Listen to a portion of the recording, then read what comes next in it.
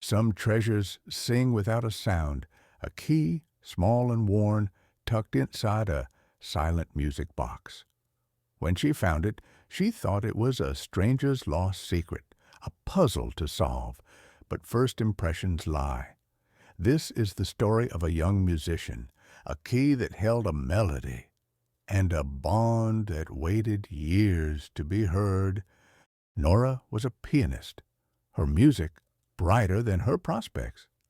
She played in small cafes, her dreams tethered to a cramped apartment. At a thrift shop, she found a music box, its tune broken. Inside was a tarnished key, no label, just a faint engraving. For Nora.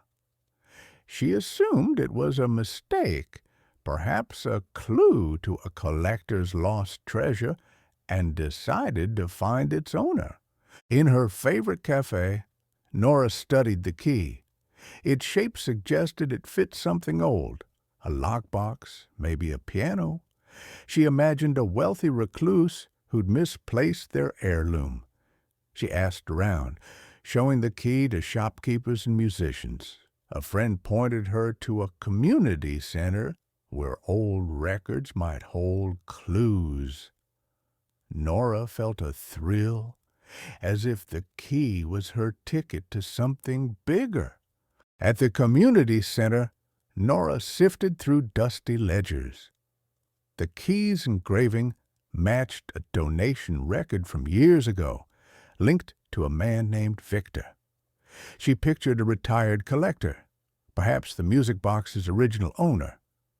The archivist said Victor was a composer, now living quietly in the city. Nora set out to meet him, the key in her pocket, unaware of its true melody. Victor wasn't what Nora expected. He was in his 60s, kind but reserved, with a piano dominating his small apartment. When she showed him the key, he chuckled softly. "You're Nora," he said. "I sent this." Confused, Nora listened as he explained. Years ago she'd stood up for him, a moment she'd forgotten. The key wasn't for a lock. It was a symbol, a gift with a purpose. Victor's story took Nora back to her teenage years. At a market, she'd seen a man, Victor, accused of theft, humiliated by a crowd.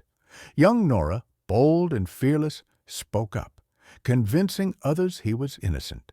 That act gave Victor the strength to rebuild his life as a composer. He kept the music box key as a reminder of her courage, vowing to repay her one day. The key wasn't meant to open anything, it was Victor's invitation. He'd composed a piece for Nora, and he'd arranged for her to perform it at a prestigious concert hall. The music box, once silent, now sat in her home, its melody restored. Nora played, her notes carrying Victor's gratitude and her own rediscovered purpose. The lost key had unlocked her future. First impressions lie. Nora thought the key was a stranger's secret, but it was a melody written for her. A moment of courage, forgotten by her, resonated through time to lift her dreams. What small acts have you done that might still play somewhere, waiting for their song?